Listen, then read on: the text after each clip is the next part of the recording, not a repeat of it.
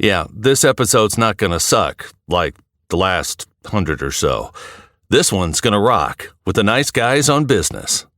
Why are the cable companies also so fucked up when it comes to customer service? Yeah, because I had a very similar issue when I dealt with, I don't want to say the name of the company because we've resolved our matters and the legal department is not on my back anymore. It wouldn't be Comcast, would it? It rhymes with something like that. It rhymes with podcast. Let's just say that. All right. It's just a joke. I wasn't really serious about it. It's a funny joke because they're all open 24 hours. Okay. I felt like maybe you were taking a stab at Denny's, and we've already slammed CareFirst, Comcast. Who else? The presidency. Anybody else that you'd like to take a shot at while we're on the show? Why don't you go ahead and throw a slam at Apple? You may as well. Yeah, I haven't done that yet this week. I might have to throw that in on Thursday. Smarter than Stephen Hawking, more popular than Chris Pratt, and better looking than Brad Pitt. 3 things you will never hear about the nice guys on business. Need an education on how to grow your business?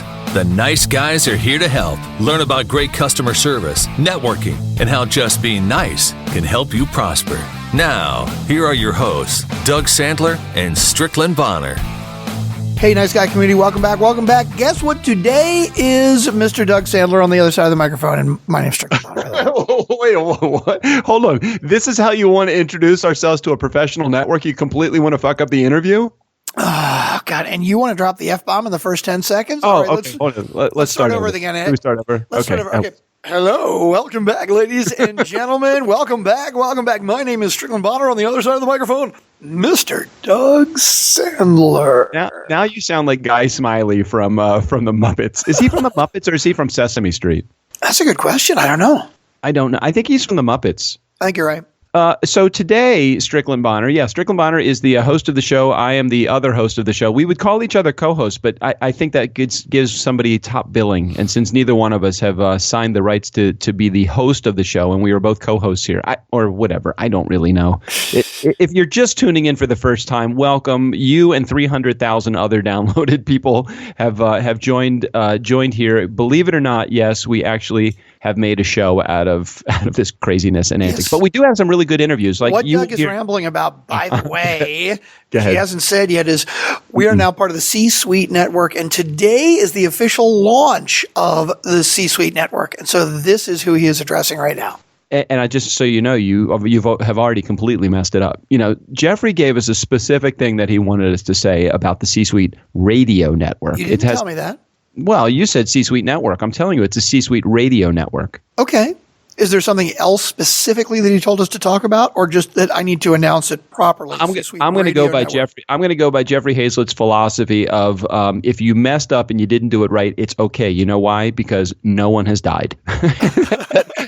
He's got a great philosophy, and I sometimes would like to use it back to him and not realizing that he is the guy that actually pays a number of my bills. So I'm not actually going to be a smart ass for him. So when he does something and I said, hey, Jeffrey, no one has actually died, one of 2 approaches he would take. He would either laugh at me or he would fire me. So I'm going to or cut our show off the network. So I don't want any of those things to happen. I want to continue building what we have started to build on the network. So today is the first day that we are on the C-Suite Radio Network, and I am awfully excited to introduce the Nice Guys on Business podcast along with my best friend and co-host of the show, Strickland Bonner. So welcome to the Nice Guys on Business podcast, all of our nice guy community members in the C-Suite Radio Network. Welcome. So that's our official welcome to 500,000 C-Suite Network people. And by the way, if you're wondering what the show is all about, wait till tomorrow. Gary Vaynerchuk is on tomorrow. So what we really wanted to do is we wanted to ease you into our approach to podcasting. So today will be completely a shit show.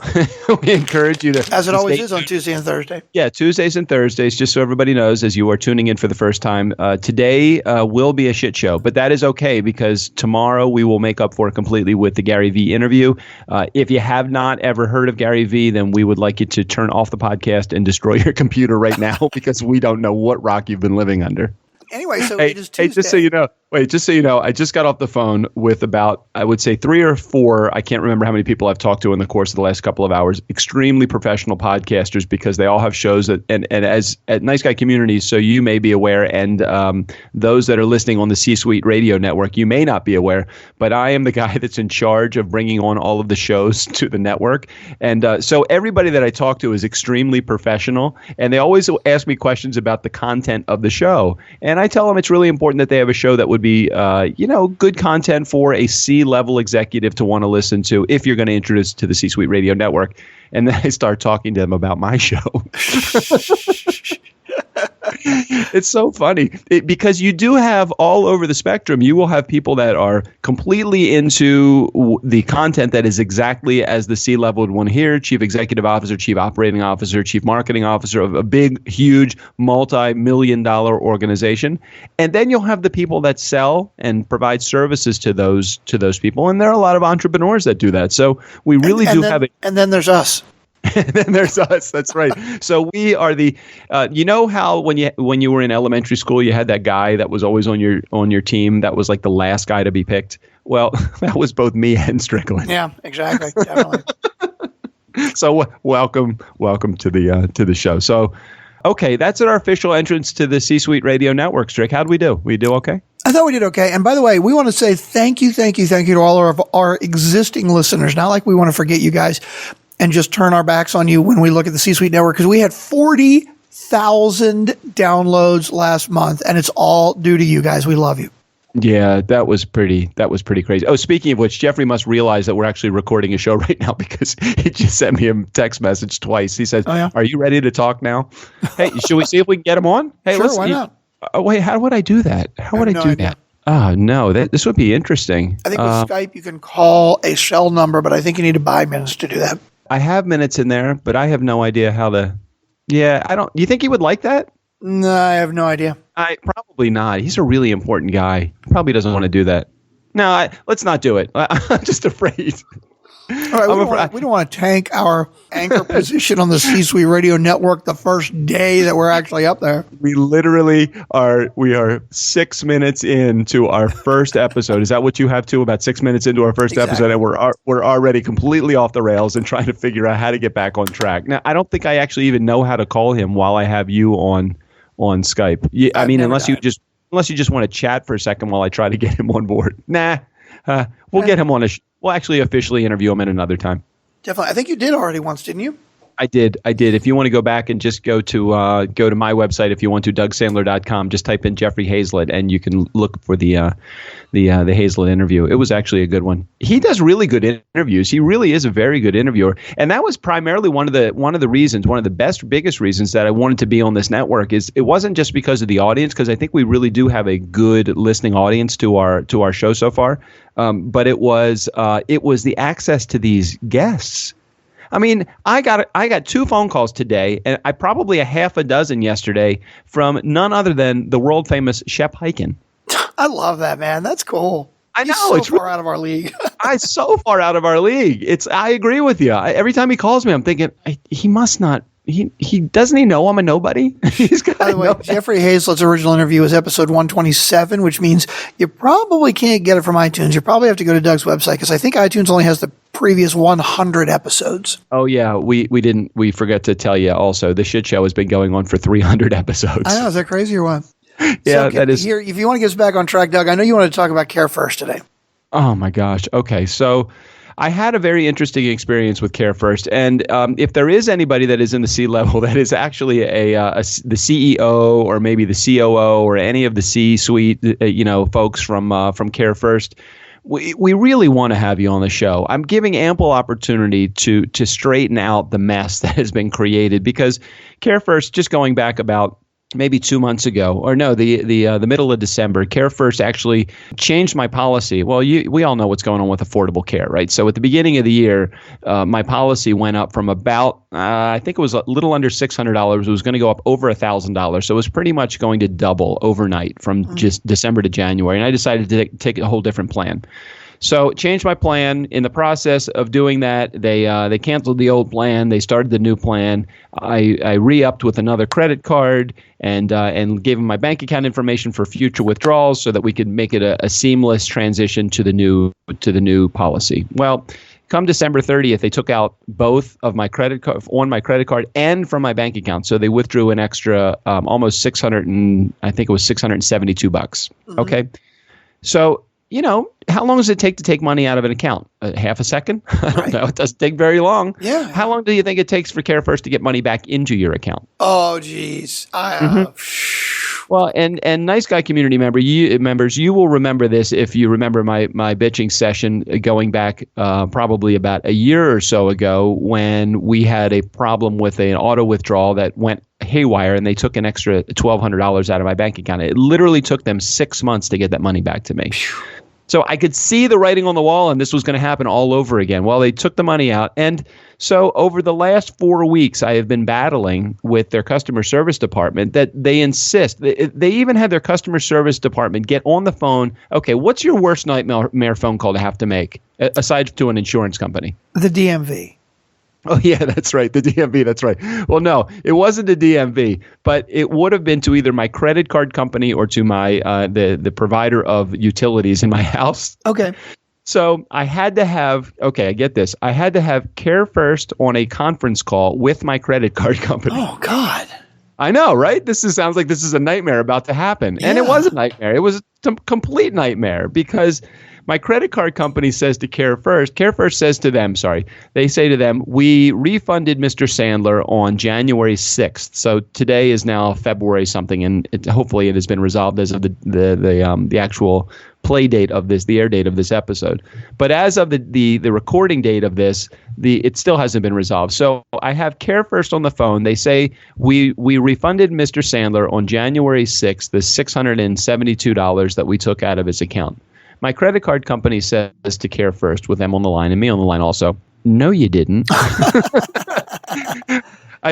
She says, well, yes, I see that it is a payment that has been accepted by the credit card company. And my credit card company says, with all due respect, we don't have anything that's in our system. We have nothing that is pending. You have not refunded Mr. Sandler any money. So I said to CareFirst, well, now what do we do? So I thanked my credit card company. Now it's just me and CareFirst on the phone. She goes, I'm going to have to look into this more. So just so you know how this all started, they sent me a letter saying that they're going to cancel my policy because of lack of payment, or they I can't remember how the whole sequence of events worked. But what it came down to was I wasn't paying I'm not paying my February payment until my January payment is refunded, the extra payment that they took. Why should they holding my money? Mm-hmm. I mean, am I wrong? No, you're right. Okay, well, they don't see it as they're holding my money because they said they refunded to my credit card company. Right. They think the refund has been done to the credit card already. Exactly. Okay, so fast forward to today. I get a phone call from an unnamed source and an unknown phone number because it comes up on my phone as unknown number. They say, hi, this is whatever her name was from CareFirst. I said, okay, great. So I'm thinking maybe they're going to resolve this today. Mm-hmm. So they say, you're on a recorded line for quality control purposes. I said, fine. They said, we need your social security number and your ID for CareFirst. I said, how do I know it's you? I mean, come on. Yeah, how do I know it's them? They're calling me an unknown number, right. Like a blocked number. How do I know it's fucking them? Right. True. So she says, well, sir, the only way I can give you information about your account is if you give me your account number. I said, I am not giving you anything. I don't know who you are. And I said, you've got to know I've been dealing with this for a month. Now, are you calling me out of nowhere? Or are you calling me because of something that's happened in the last couple of days? Sir, I'm not able to give you any information without your account number and your social security. I'm like, I'm not giving you that. And I hung up. Okay. So I'm like, where the heck? What is going on? What is going on? Has everybody lost their marbles? It's a tough balance because it is healthcare and there are HIPAA laws and they have to make sure to ensure your security. But I would say giving out your account number for CareFirst is not a big deal. But obviously, giving out your full social security number, I don't know why if all they need to do is confirm it, Why wouldn't they just ask for like the last 4 of your social security number? I don't know. They wouldn't, and they weren't to discuss anything with me either. So it wasn't worth me asking them any other questions because they weren't able to answer any questions without that information from me. And right. I don't get the whole thing. I really just don't get it. Well, they could have given you a number to call back to say, hey, here's the number, call us back. And you could look so that here's number what up I and did. confirm that So it's interesting you say that. So here's what I did with them on the phone. So I said to the woman that was calling me, here's the person that I have been dealing with for the last week in trying to get this, because they promised me that the check would be sent out and it wasn't sent out. So of course I did not get the check overnighted like they said they were going to do. So when I called her to say, hey, I didn't get my check. Yeah, I was just about to call you. I'm like, you were not going to call me. You say that you were going to call me, but you were not going to call me. So I don't even understand the process that they have to go through. Customer service, again, if there is anybody in our listening audience that either works for CareFirst or has a relationship with CareFirst or any of the big insurance companies and can explain why your systems are so broken, I would love to hear it, because I don't get it. I don't understand. There are big organizations, multi-billion-dollar companies. There are companies that have huge systems in place that they can understand. They get the inner workings of it. Their accounting department talks to their customer service department. When I log into my system and I see that there shows that there was a refund that was processed, and I call customer service and they say we can't see that in our system, and I say to them, I'm looking at your system, at least the one that I have online. Don't you have access to that? They don't have the proper procedures set up to make it work so that their customer experience is anything other than negative. They're losing every time. And unless they change something, the system is going to stay this way, and you're just going to have customers that are continually unhappy. And it makes me frustrated and I said this to the lady that I spoke to at the higher level, at the elevated level. I said to her, and I'm not trying to pat myself on the back here, but I said, what if you have somebody that is not capable of getting online, like a lot of the older patients that they might have? Or what do you have somebody that doesn't have the savvy to be able to at least have a conversation with somebody and without blowing their top every time? I mean, I use this show as a what do you call it? It's a soapbox for venting. But I never handle somebody like this on the phone unless they really they don't get it and they have a tough time. And is every system why does it have to be broken when something is that big? Well, I think that's the problem, is that it is so big and there's so many regulations, and that's probably why it's broken. They probably grew faster than they thought they would, and they got a lot more customers to deal with, and they just don't know how to set the systems up right, but still stay within the regulatory requirements. So let's take it to a different environment then. If it doesn't work for CareFirst because of the regulations and the HIPAA requirements, why doesn't it work with your cable company? Because they don't have the same regulations. So I'm going to call bullshit on what you're saying. You're saying, why are the cable companies also so fucked up when it comes to customer service? Yeah, because I had a very similar issue when I dealt with I don't want to say the name of the company because we've resolved our matters and the legal department is not on my back anymore. It wouldn't be Comcast, would it? It rhymes with something like that. It rhymes with podcast. Let's just say that. All right. It rhymes with podcast. And by the way, they did a poll. I can't remember where I saw it, but the worst companies in the entire country. Okay. When it comes to customer service, the most hated companies in the entire country, Comcast is one of them. And Comcast isn't, Comcast is national, right? But it's not like Comcast is available in every single city everywhere, like Budweiser or like, United Airlines. But Comcast is only available in specific places, and it's still one of the most hated companies in the country. You bring up a totally valid point, and that is size doesn't matter. Sure, tell our female listeners that. You can have a huge. Okay, there we go. We've now finally started objectifying women now too. So you have huge companies. Can you name a huge company that has no issue with customer service? How about a company like Southwest? Exactly. How about a company like Google? How about a company like Zappos? How about a company like Ritz-Carlton? T-Mobile, they made the choice to turn it around. Yeah, I can't use the fact that they're a big company as a reason why they have an excuse for failure in the world of customer service. And I'm not even talking about specifically their customer service department. We just had Pat Perdue on the show a couple of weeks ago. Again, look back. I think we posted it on the C-Suite Radio Network as well, and I know I posted it up on my website, DougSandler.com. Pat was talking about the difference between customer service, which is that frontline department, let's call it, that you talk to, and the customer experience, which is the overall feeling that you get when you come across the company's brand, no matter where you are. So whether you're in their parking lot or dealing with them on the phone, sales, accounting, their commercials, whatever it is, every touch point, that brand, that customer experience, you can have a company that may not be amazing with customer service and still have a positive customer experience. It's just amazing to me that the biggies, the Comcasts and the CareFirst of the world, I just wish they would get their act together. And I'd be more than happy to have somebody come on the show and share why it is. Do they think they have a problem? I guess we should start there. Well, we've talked about that about 100 times before. These companies make the choice to either put resources into customer service or not. And there are a lot of companies that have made the choice that they've said, you know what, fuck it, we don't care. We don't think that having great customer service is going to bring us any more customers, and so we're not going to invest in it. Whereas there are other companies like Southwest or like Ritz-Carlton or like T-Mobile where they've made the decision that it's really important. Yeah, I guess it just frustrates me to the nth degree, because you have a company that could do potentially really good work out there in the community to bring a great message along with an amazing. I'd actually be willing to.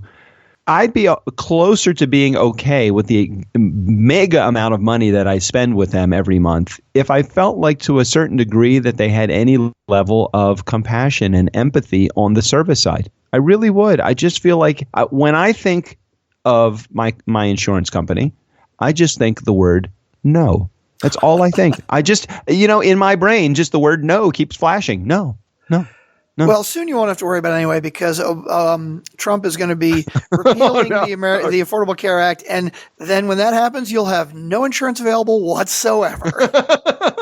You think that's actually going to happen? I have no idea. He is pushing so hard to get this thing repealed, and Republicans and Democrats alike are saying, okay, what are you going to replace it with? And we have no answer yet. Even Obama in his last week, he said, I know Donald Trump, one of the first things he wants to do is repeal the Affordable Care Act. And I want to tell you that as soon as somebody comes up with a better idea that will still cover every American, I'm all for it. Obama basically said, I don't care whose name is on this thing. Right. Like, appeal Obamacare. Great. I don't give a shit. All I care about is the country. I want to make sure everybody can get affordable care. So if you got a better idea, believe me, I'm open to it. But I haven't heard the better idea yet. I was, and let's leave affordable care for a second and move over just to imports from Mexico. I saw a CNN alert that said that that he plans on putting a 20% tax on imports from Mexico. Does that ring true to you? Have you heard that as well? So here's what's interesting. Trump made what I thought was a pretty good point, right? He said, we are the largest consumer of goods from a lot of other countries, right? And so this should give us more leverage to be able to get either better prices or to be able to tax it. And these even trade things, these agreements that we come to really are not fair to us because we are spending more money. So he's basically saying we're spending a lot of money. We should get a discount or we should be able to tax, which totally makes sense, right? But the interesting thing, there are two interesting things. I saw some posts earlier on Facebook, and one of them was, and we know it must be true if you saw it on Facebook. It must be true if it's on Facebook, right? And, one of them was, hey, if we start doing that, then our avocados are going to cost more coming from Mexico, and other things coming from Mexico cost more, which, by the way, I'm fine with. Okay, I'm all right with that. But the bigger question was, He said, we sell a ton of products to Mexico as well, and we sell a ton of products to China. Yes, we spend more money on Chinese products than we do sending to them, but still, we send money to them. So as soon as we do it, they're just going to do the same thing. So the bottom line is let's say that we get, $5 billion of products from China. Okay. Maybe we send $2 billion of products to China. Well, now they're going to get taxed 20%. And so the American manufacturers that are building it are going to have to make a smaller profit. It's going to be challenging for them. Right. And the way I look at Trump, I don't want to get off on this rant too much, but hold on a second. But can we, and I'm okay with having this rant, but just so everybody knows, we are not, and again, I can only speak for myself. I did not vote for the guy. However, I'm interested in seeing what's going to play out here. And I'm not condemning everything. I'm not looking at this from a negative perspective and saying everything that he is going to do is going to turn to shit. I'm just looking at it and saying, that's interesting. 20% increase in the import of goods from Mexico does not equal a 20% increase at the cost in the store. It's, if you look at like how retail works and how other things works, a 20% increase from Mexico to the U.S. could actually equal 100% increase when you see it in the store. Oh, sure. Because, depending on the product, I know groceries are not marked up like this, but most retail products are marked up 100%. So if you are buying a shirt that costs $60 or a hoodie that costs $60, most likely the manufacturer, it's getting stepped on many times along the way. Many times along the way. $30. And so, yeah, a 20% increase is 20% to the net cost, which means that you need to increase the gross cost that much more to be able to make the same profit on it. So yeah, it's going to be very interesting. And again, I'm interested in seeing, okay, so what does this translate to? I like to know what the domino effect is, and I'm trying to figure out, is he aware of what the domino effect is when these changes are made? And I have to think that he is thinking about it. I just don't know what the net effect is when something like that happens. Very curious to see a number of the things that's going on. Again, I'm not going to approach this like this is going to be a shit show going on. I'm going to look at it and say, let's see what happens. I'm very curious. I'm not going to approach this from a negative perspective. I'm going to really be open-minded to seeing what happens. Well, that's my biggest concern too, and I also did not vote for the guy. I think it's insane that we have him as the president. But having said that, he is our president, so I'm going to support him. And I'm really excited about some of the things that he just doesn't give a shit, and he wants to break the rules. And that's a good thing sometimes, because we've had a lot of rules in government that have been really stupid for a long time. My concern is that he's making blanket statements and trying to enact policy without knowing all the questions to ask. And so I don't know that, he knows exactly what all the consequences would be, either the primary or secondary consequences. And there's so many people in government that do know these things, and he should consult with them first. And you know what? Consulting doesn't necessarily mean going along with what somebody says, but you've got to at least listen, right? So if you have somebody who is a trade advisor, and maybe they have a lot of experience in this, go to them and say, hey, what happens if I start taxing everything to Mexico 20%? And they're going to go, you know what's going to happen? X, Y, and Z. At that point, Donald Trump can say, you know what? I'm okay with X, Y, and Z, but I don't think he's even asking the question. That's the concern I have. Did you happen to see the replay of the inauguration when he was talking to his wife and he ends up giving her a kiss on the cheek and she's all smiles and then he turns away from her and her face gets all sour? Oh no, did you see that? It's amazing. It was turned into a GIF, and if you haven't seen it, I'm sure just go to Facebook or to Google and it's pretty interesting. Yeah, I'm very curious as to what's going to happen. This entire First family, it really is interesting. It's like a cast of characters. It truly is. It is. There was something else that I just saw on again on Facebook, so it must be true. The Nice Guy community, just so you're aware, we very rarely that we actually even go on Facebook for any news. I don't know why we referred to it so many times. The State Department, who is it that he has nominated for Secretary of State? I can't remember, but it's Riesler, I think, is it? Oh, God, I'm such an idiot. And now all of our C-suite people that, of course, know this stuff inside and out, we look like total idiots because I'm really like have no idea what I'm talking about. But bottom line is, there were major, like all of the top executives at the State Department quit. They basically said, look, if you're bringing this guy in, we're gone. We're out of here. Now, when you have a new administration, obviously there's usually a lot of turnover, right? There's no guarantee that the new administration is going to want to keep you around. But typically, especially with State Department, because apparently State Department, there are very specific rules. Like we have all these people and we have all these diplomats all over the world in other countries. And, you know, the protocol that goes along with it is very proprietary. In other words, if you get somebody who is a high-end executive in the State Department and you let him go, there's nobody else that knows how to do that job. I think he's is it Rex Tillerson? Yeah, Tillerson. Right, exactly. Okay, sorry. Yeah, I'm trying to look at all of the confirmations. So, Mattis, Kelly. Yeah, Pompeo, these Haley. high-end people, and specifically with the State Department, is they know, hey, I'm not going to keep you, but I'm going to find somebody and you can train them for the next couple of months, right?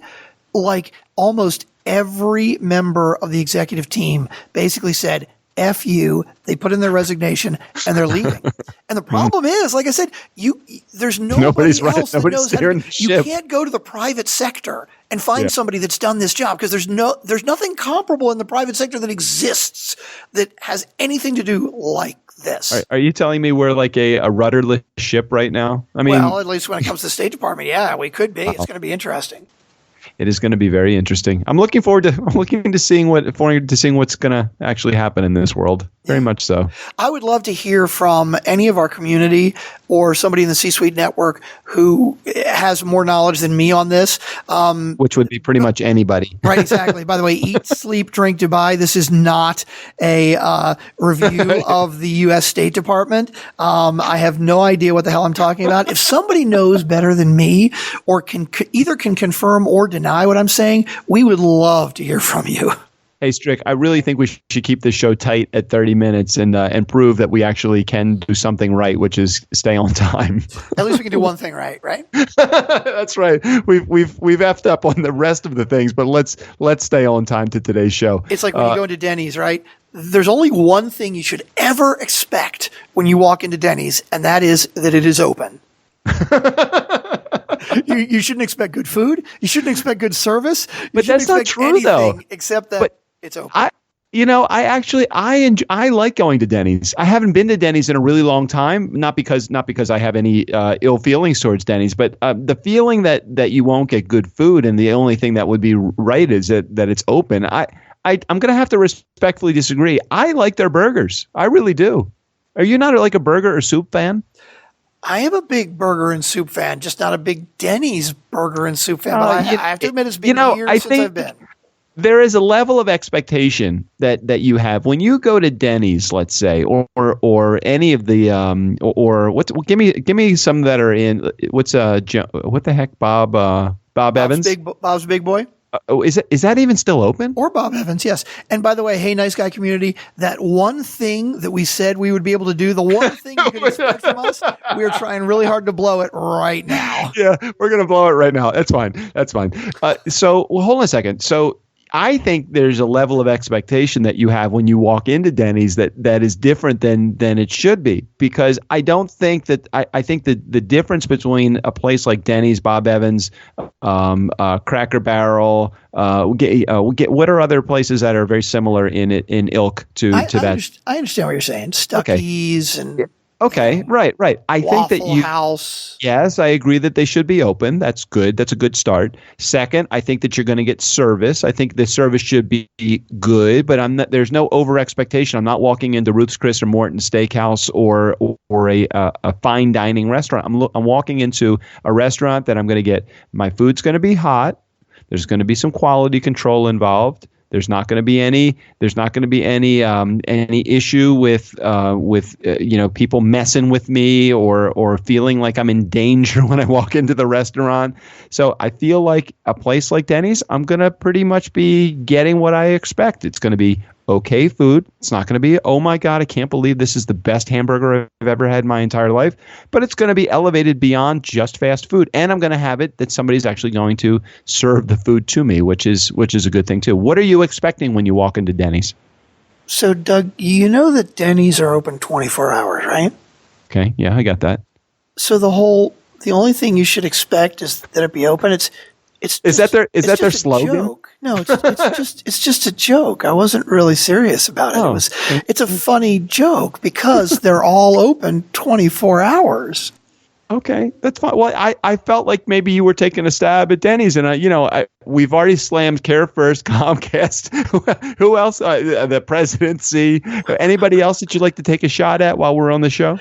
I see. So basically, you're feeling defensive. Is that what you're trying to say? I feel. Why don't you go ahead and throw a slam at Apple? You may as well. I haven't done that yet this week. I might have to throw that in on Thursday. Yeah, you'll throw that in the next episode, I'm sure. Well, nice guy community. I think that we have given you an idea of what our show is really all about. But we're going to start the Thursday show with my slam on Apple because now that Doug has brought it up, I do have something to say about that. Make a note to yourself. We'll have to talk about that on Thursday's show. Yeah. Can we wrap up? Sure, absolutely. I think we should by now, yeah. Okay, nice guy community. Never underestimate the power of nice. Strickland Bonner, good to have you on the show again. 40,000 downloads was the month of January. Let's see if we can get to 45,000 in the month of February. That'd be kind of cool. I hope the C-Suite Network can help push us over that. That would be the C-Suite Radio Network. I hope they can push us over that as well. I'm sorry, Jeffrey. C-Suite Radio Network. Yeah, we'll fix it. We'll fix it in the mix. Well, wait a minute. Isn't everybody in the C-Suite Network? Doesn't everybody have this available now? In other words, the C-Suite Radio Network is the podcasters network. We are a part of the C-Suite Radio Network, and we are broadcasting to the C-Suite Network. You see, that's what I've been trying to say. Maybe the C-Suite Network can help push us over the top. In other words, I'm not considering that the other 22 podcasts that are part of the network, the radio network, are going to help push us over the top. I'm thinking that the 500,000 C-Suite executives who are part of the C-Suite network are going to help push us over the top. That just sent a tingle up my spine when you said it. Crazy, right? that was pretty good. I am very excited for the opportunity that this. I think that we have. Actually said the name, the C-Suite Network and the C-Suite Radio Network enough times to get some pretty good SEO. What do you think? I hope so. Jeffrey, we hope you're very proud of us. We're working very hard. We have not. We really did. We did slam a whole bunch of people, though. Of course. Are they going to kick us off? Do you think so soon? Yeah, only you can tell me that. Oh, geez. I hope they don't. Or at the very least, only allow us to post our interview days and not our Tuesday and Thursday shows. I hope they rally around freedom of speech. We're actually going to be good. Nice guy community. Never underestimate the power of nice. Steve O'Brien, go ahead and take us out of here. For the Nice Guys on Business, I'm Steve O'Brien. Fill up your week with the nice guys. Side effects may include tingling, numbness, urinary incontinence, the need to watch the Kardashians. If you have an erection for more than 3 hours, call your friends to brag. The Nice Guys on Business is not for everyone. Consult your physician before usage.